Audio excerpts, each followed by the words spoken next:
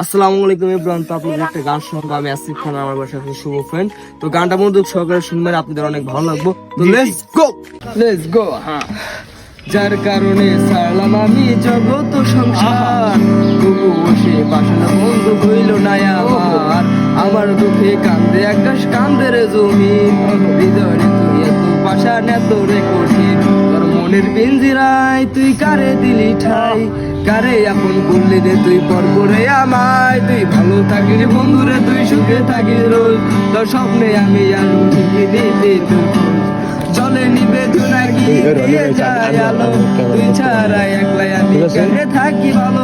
এই ভরা যোচনায় তুই তার পাশে, কার ছবিতে ছবি রাখলাম তারে